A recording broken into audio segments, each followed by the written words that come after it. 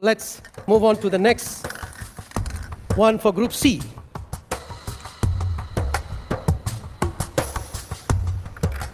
Sangat mantap. Tinggal beberapa hari lagi, Timnas Indonesia masuk grup muda, hasil drawing AFC Nations League.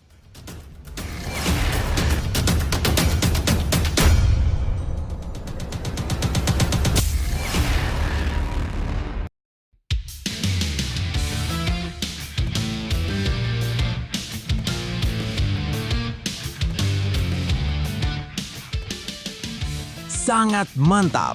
Tinggal beberapa hari lagi, Timnas Indonesia masuk grup muda, hasil drawing AFC Nations League. Begini syarat PSSI ke pelatih baru John Hartman. Begini faktanya. Tapi, Mimin minta tolong tonton video ini sampai selesai, agar tidak ada kesalahpahaman yang terjadi. Dan tak bosan-bosan juga, tolong like dan share video ini ke media sosial kalian, agar semua orang tahu apa yang sedang terjadi. Pelatih Timnas segera diumumkan akhir Januari, ditarget lolos perempat final Piala Asia 2027 dan juara AFC Nations League. Sebelumnya diberitakan, Timnas Indonesia akan segera memiliki pelatih baru setelah PSSI mencapai kesepakatan dengan John Hartman. Sosok asal Inggris yang pernah menangani Kanada itu diproyeksikan membawa Garuda terbang lebih tinggi di level Asia. Meski belum diumumkan resmi, arah kebijakan PSSI sudah jelas dengan target ambisius menembus perempat final Piala Asia 2027 dan juara AFC Nations League. Berikut ini 3 faktanya. Fakta pertama, menunggu pengumuman resmi di tengah kepastian besar. PSSI sebenarnya sudah mengunci nama John Hartman sebagai pelatih Timnas Indonesia. Namun hingga akhir Desember, federasi masih menahan pengumuman resmi ke publik. Alasannya bukan karena ragu, melainkan karena proses administrasi kontrak yang belum rampung sepenuhnya. Kepala Badan Tim Nasional Sumarji menegaskan bahwa semua masih berjalan sesuai rencana. Kami masih memproses kontrak, paling lambat akhir Januari akan kami informasikan ke publik, ucap Sumarji. PSSI pun tak merasa khawatir meski pengumuman mundur, sebab agenda resmi internasional Timnas baru akan dimulai pada Maret mendatang. Fakta kedua, Hartman dipilih karena realistis dan mau menyatu dengan lokal. Pemilihan John Hartman bukan keputusan mendadak. PSSI menilai pelatih berusia 50 tahun itu memenuhi banyak kriteria penting. Selain berpengalaman membawa Kanada bersaing di level internasional, Hartman juga dinilai realistis secara finansial. Ia disebut bersedia menerima gaji sekitar USD 40.000 per bulan atau setara 670 juta rupiah. Angka itu jauh lebih rendah dibanding era Patrick Kluivert yang mencapai lebih dari 1 miliar rupiah per bulan. Tak hanya soal biaya, Hartman juga bersedia merangkul pelatih lokal sebagai asisten, serta menetap di Indonesia agar lebih dekat dengan kultur sepak bola nasional. Fakta ketiga, target Piala Asia 2027 jadi tolok ukur utama. Tugas besar langsung menanti Hartman begitu resmi menjabat. PSSI memasang target lolos ke perempat final Piala Asia 2027, sebuah lompatan dari pencapaian sebelumnya. Pada Piala Asia 2023, Timnas Indonesia yang dilatih Shin Tae-yong hanya mampu berhenti di babak 16 besar. Selain Piala Asia, Hartman juga akan memimpin Timnas Indonesia di FIFA Series 2026 pada Maret, yang menjadi kalender internasional pertamanya bersama skuad Garuda. Dari sanalah arah permainan, karakter tim, dan kapasitas kepemimpinan Hartman akan mulai diuji. PSSI berharap pelatih baru ini bukan sekedar nama besar, tetapi sosok yang mampu mengubah target menjadi kenyataan. Nah, sebelum lanjut mendengar berita ini, untuk para netizen, keluarkan satu kalimat pamungkas untuk menanggapi kabar ini. Menurut kalian, apakah John Hartman merupakan pelatih yang tepat untuk Timnas Indonesia Senior? Ayo teman, berikan tanggapan kalian di kolom komentar. Bravo Timnas Indonesia, bravo PSSI. Ayo Garuda, buktikan bahwa level kita sudah dunia. Buktikan bahwa kita adalah raksasa Asia. Di sisi lain, jangan lupa juga satu kalimat khusus untuk Erick Thohir CS yang sedang berusaha keras memajukan sepak bola Indonesia. Silakan tulis di kolom komentar. Ayo terbang tinggi Garuda. Mari kita lanjut teman-teman. Situasi ini menunjukkan bahwa PSSI tengah berada di persimpangan penting antara kehati-hatian dan tuntutan prestasi. Menunda pengumuman pelatih memang beresiko memunculkan spekulasi publik, Namun di sisi lain, langkah tersebut mencerminkan upaya federasi memastikan semua aspek administratif dan teknis berjalan rapi sebelum keputusan diumumkan secara resmi. Lebih lanjut, penunjukan John Hertman juga menandakan perubahan pendekatan yang lebih realistis. PSSI tampaknya tak lagi semata mengejar nama besar, tetapi fokus pada sosok yang mau bekerja jangka panjang, memahami konteks sepak bola Indonesia, dan bersedia menyatu dengan ekosistem lokal. Ini bisa menjadi fondasi kuat jika diiringi dukungan penuh dan kesabaran publik. Target lolos ke perempat final Piala Asia 2027 memang ambisius, namun justru disitulah tantangannya. Jika AFC Nations League dijadikan laboratorium awal untuk membangun karakter tim dan memperluas kedalaman skuad, maka target besar itu bukan sekedar mimpi. Kuncinya ada pada konsistensi kebijakan, komunikasi yang jujur kepada publik, dan keberanian memberi waktu bagi proses untuk berkembang. Untuk seluruh elemen Timnas Indonesia, momen ini adalah awal dari harapan baru. Setiap perubahan besar selalu diawali dengan keraguan, namun justru disitulah peluang lahirnya sejarah. Datangnya pelatih baru dan target yang lebih tinggi bukan beban, melainkan kepercayaan bahwa Garuda mampu terbang lebih jauh. Proses mungkin tidak selalu mulus, hasil mungkin tak langsung sempurna, tetapi kerja keras yang konsisten tak pernah mengkhianati usaha. Jadikan setiap laga di AFC Nations League sebagai batu loncatan, bukan sekedar pertandingan. Setiap menit di lapangan adalah pembuktian bahwa sepak bola Indonesia layak diperhitungkan. Percaya pada proses, jaga kebersamaan, dan mainkan sepak bola dengan hati. Ketika semua bergerak dengan satu tujuan, mimpi menembus perempat final Piala Asia 2027 bukan lagi angan, melainkan target yang pantas diperjuangkan sampai peluit akhir berbunyi.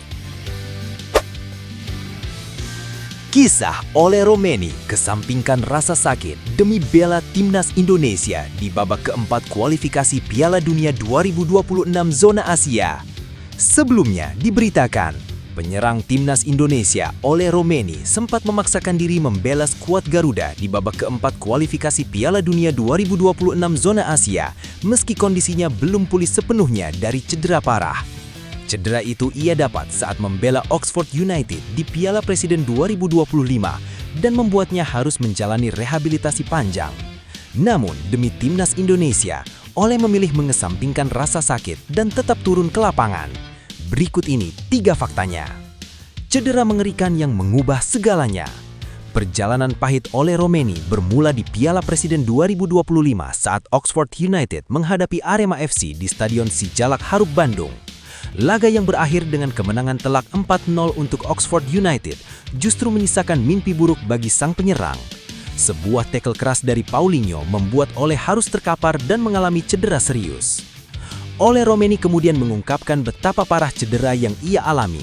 Ia menyebut kakinya patah akibat tacklean menyakitkan tersebut. Cedera itu memaksanya menepi cukup lama dan absen dalam banyak pertandingan Oxford United. Proses pemulihan pun tidak singkat karena kondisinya memang tergolong berat. Cedera ini sejatinya membuat peluang Ole untuk tampil bersama Timnas Indonesia menjadi tanda tanya besar. Saya mengalami patah kaki di Indonesia setelah tendangan yang sangat menyakitkan, kata Ole Romeni sebagaimana dikutip dari Utrecht Fans. Dipanggil Timnas saat belum pulih total. Di tengah masa rehabilitasi yang belum sepenuhnya rampung, Ole Romeni justru mendapat panggilan membela Timnas Indonesia di babak keempat kualifikasi Piala Dunia 2026 zona Asia pada Oktober 2025. Padahal ia bahkan belum sempat kembali bermain bersama Oxford United. Latihan kelompok pertama setelah cedera saya adalah di Arab Saudi bersama tim nasional tepat sebelum kualifikasi Piala Dunia, cerita Ole Romeni. Bermain dengan hati tapi gagal lolos Piala Dunia. Ole Romeni akhirnya benar-benar turun ke lapangan bersama Timnas Indonesia. Ia masuk sebagai pemain pengganti pada menit ke-64 saat menghadapi Arab Saudi dan kembali tampil dari menit ke-56 ketika bersua Irak. Meski secara fisik belum pulih 100%, Ole tetap memaksakan diri demi Merah Putih. Ia mengakui bahwa yang membuatnya sanggup bermain bukanlah kondisi tubuh, melainkan kekuatan mental dan emosional. Adrenalin serta rasa cinta kepada Timnas Indonesia menjadi bahan bakar utama Ole untuk bertarung di lapangan, meski rasa sakit masih terasa. Saya memainkan pertandingan internasional itu terutama dengan hati, dengan perasaan, dengan adrenalin, ujar Ole Romeni. Sayangnya, pengorbanan tersebut belum berbuah manis. Timnas Indonesia harus menelan kekalahan 2-3 dari Arab Saudi dan kalah tipis 0-1 dari Irak. Dua hasil tersebut membuat langkah skuad Garuda terhenti dan gagal lolos ke Piala Dunia 2026. Kisah Ole Romeni pun menjadi potret perjuangan seorang pemain yang rela mengorbankan segalanya demi lambang Garuda di dada, meski akhirnya harus menelan kenyataan pahit. Lebih lanjut, situasi yang dialami oleh Romeni menunjukkan sisi lain dari sepak bola yang jarang terlihat oleh publik. Di balik gemilang pertandingan internasional, ada pengorbanan besar yang harus ditanggung pemain. Keputusan Ole untuk tetap membela Timnas Indonesia meski belum pulih sepenuhnya mencerminkan komitmen dan rasa tanggung jawab yang tinggi terhadap negara yang ia bela. Ini bukan sekadar soal bermain bola, tetapi soal mentalitas dan keberanian mengambil resiko demi tim. Namun, di sisi lain, situasi ini juga patut menjadi bahan refleksi. Memaksakan pemain yang belum 100% pulih selalu membawa konsekuensi besar, baik bagi karir sang pemain maupun performa tim secara keseluruhan. Kekalahan Timnas Indonesia dalam dua laga krusial tersebut memperlihatkan bahwa semangat juang saja tidak selalu cukup tanpa kondisi fisik yang ideal dan persiapan matang. Kedepan, keseimbangan antara ambisi prestasi dan perlindungan terhadap pemain perlu menjadi perhatian serius agar pengorbanan seperti yang dilakukan Ole tidak berujung pada penyesalan jangka panjang. Perjalanan Ole Romeni adalah pengingat bahwa perjuangan tidak selalu berakhir dengan kemenangan. Ada kalanya pengorbanan belum membuahkan hasil sesuai harapan, namun nilai dari keberanian dan ketulusan tetaplah nyata. Bermain dengan rasa sakit demi lambang di dada menunjukkan karakter kuat yang tidak dimiliki semua orang, dan itu adalah fondasi penting untuk kebangkitan di masa depan. Kegagalan hari ini bukan akhir dari cerita. Justru dari luka, kekecewaan, dan pengalaman pahit inilah mental juara ditempa. Selama semangat untuk bangkit masih ada, setiap langkah ke depan akan lebih kuat, lebih matang, dan lebih berarti. Terus percaya pada proses, jaga api perjuangan, dan jangan pernah ragu bahwa usaha yang jujur akan menemukan jalannya sendiri menuju keberhasilan. Ketum PSSI Erick Thohir yang umumkan pelatih baru Timnas Indonesia, resmi John Herdman. Isu penunjukan pelatih baru Timnas Indonesia kian mengerucut ke satu nama, John Herdman. Mantan juru taktik Timnas Kanada itu disebut sudah menyepakati kontrak yang diajukan PSSI dan tinggal menunggu pengumuman resmi dari Ketua Umum Erick Thohir. Di balik rumor yang semakin menguat, Wakil Ketua Umum PSSI Zainuddin Amali akhirnya buka suara mengenai proses pemilihan yang sedang berjalan. Berikut ini 3 faktanya. Fakta 1. Proses seleksi pelatih dikawal rapat Exco PSSI. Proses penentuan pelatih baru Timnas Indonesia disebut Zainuddin Amali berjalan dengan mekanisme yang rapi dan transparan. Ia menegaskan seluruh tahapan dilakukan melalui rapat Exco PSSI tanpa intervensi langsung dari Ketua Umum. Erick Thohir memilih memberi ruang diskusi penuh kepada jajaran Exco serta badan tim nasional untuk membahas dan menilai kandidat secara objektif. Menurut Zainuddin Amali, pendekatan ini menjadi hal positif dalam tata kelola federasi. Ketua Umum tidak ikut campur sejak awal dan membiarkan proses teknis berjalan sesuai koridor. Fakta 2. Exco sudah mengantongi satu nama kuat. Meski enggan menyebutkan secara gamblang siapa sosok yang dipilih, Zainuddin Amali mengisyaratkan bahwa Exco PSSI sebenarnya sudah mengerucut pada satu nama. Nama itu kemudian akan dibawa ke rapat final yang dipimpin langsung Ketua Umum untuk disahkan secara resmi. Di tengah pernyataan ini, nama John Herdman terus menguat di publik. Pelatih berusia 50 tahun itu disebut telah sepakat menandatangani kontrak hingga 2027 dengan opsi perpanjangan sampai 2030. Ia juga dikabarkan akan menerima gaji sekitar USD 40.000 atau setara 671 juta rupiah per bulan. Sebuah angka yang mencerminkan keseriusan PSSI membangun Timnas Indonesia jangka panjang. Fakta 3. Pengumuman resmi tinggal menunggu waktu. Soal kapan pelatih baru akan diumumkan, Zainuddin Amali memastikan proses kini berada di tangan Badan Tim Nasional. Seluruh hasil diskusi dan rekomendasi Exco sudah diserahkan untuk difinalisasi sebelum diumumkan langsung oleh Erick Thohir kepada publik.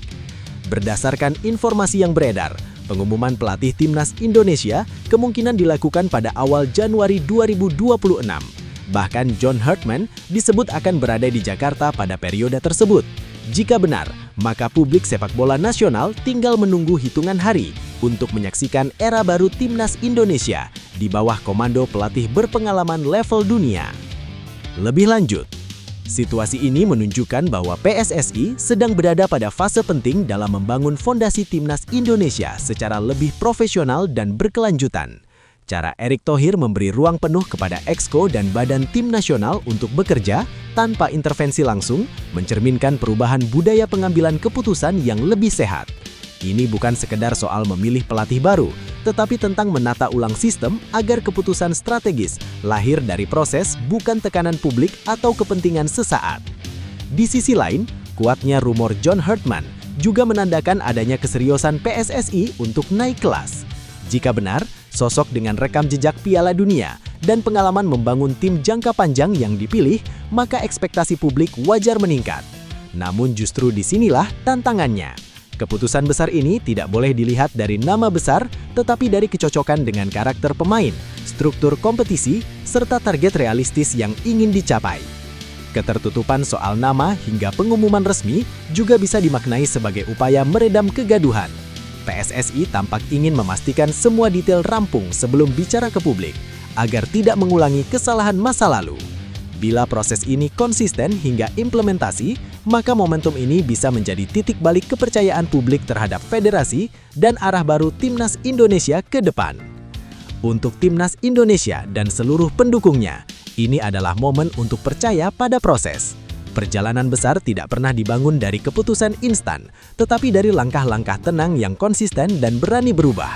Apapun, siapa pelatih yang akhirnya diumumkan, ia datang bukan untuk menyelamatkan segalanya dalam semalam, melainkan untuk menata fondasi agar mimpi besar bisa dikejar dengan cara yang benar. Untuk para pemain, saatnya siapkan diri bukan hanya secara fisik, tetapi juga mental. Pelatih baru berarti tantangan baru, standar baru, dan peluang baru. Tidak ada alasan selain kerja keras, disiplin, dan keberanian keluar dari zona nyaman. Setiap latihan, setiap pertandingan adalah panggung untuk membuktikan bahwa sepak bola Indonesia layak dihormati.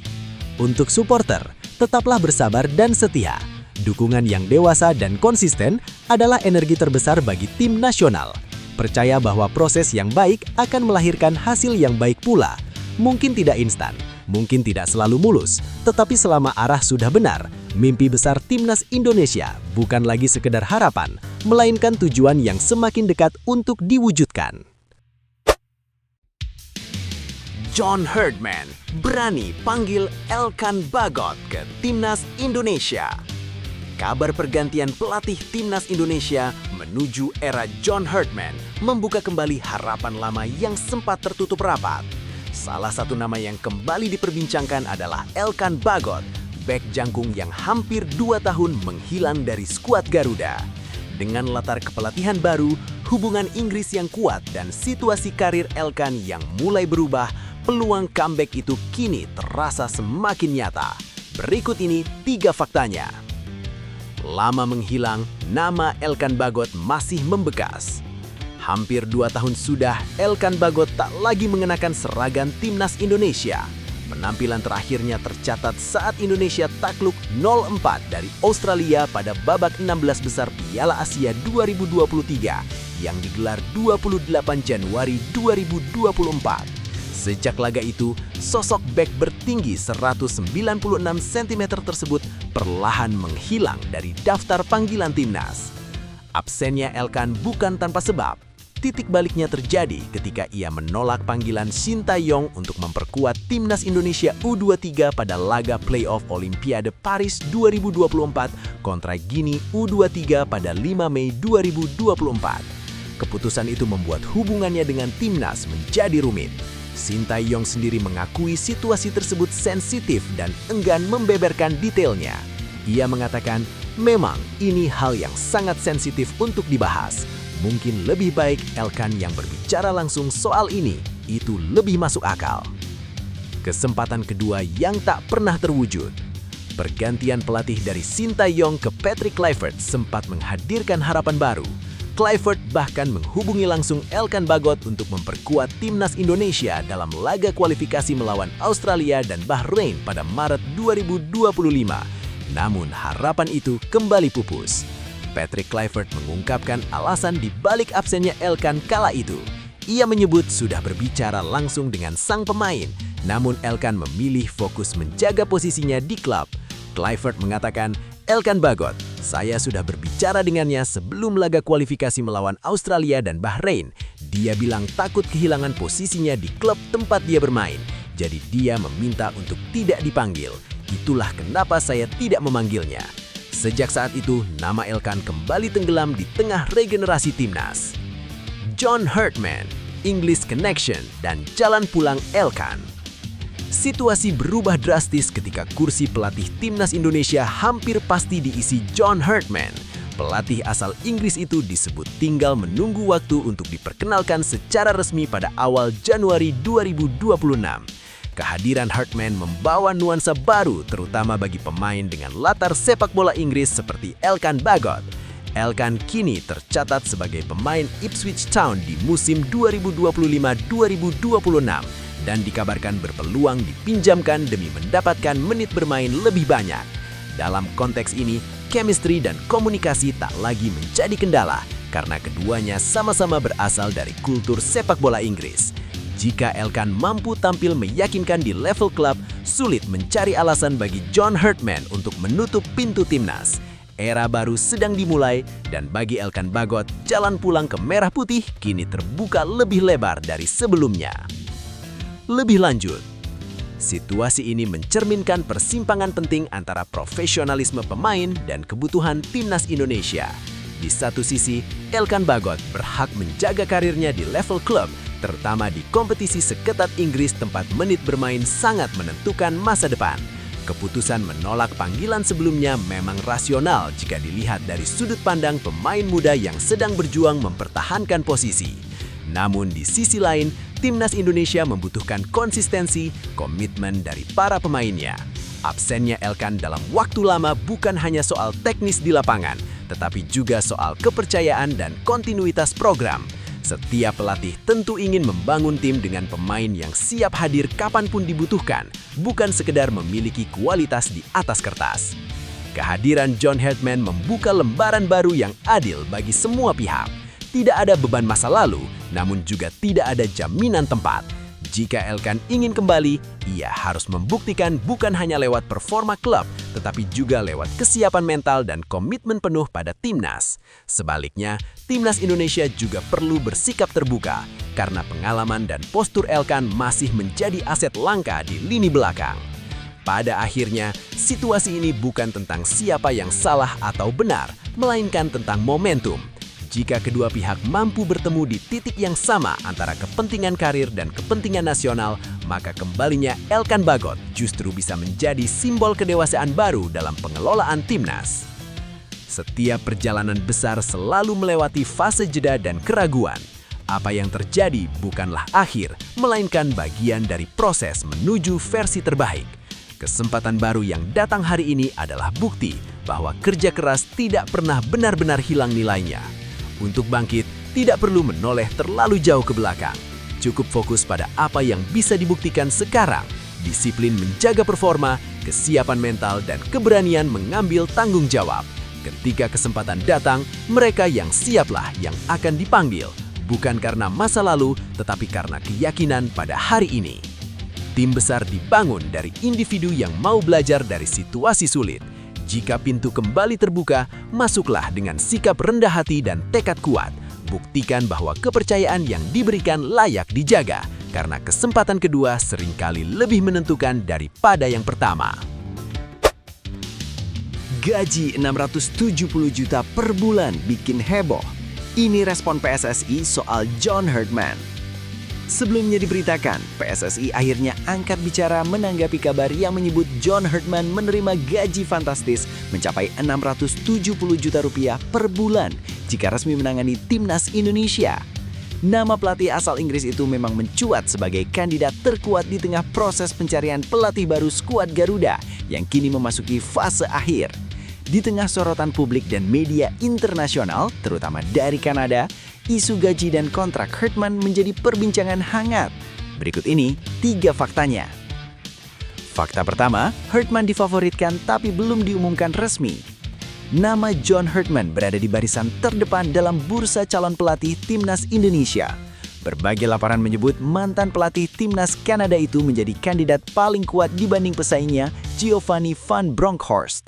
Proses seleksi disebut sudah mengerucut dan PSSI hanya menyisakan 2 nama untuk dipertimbangkan secara serius.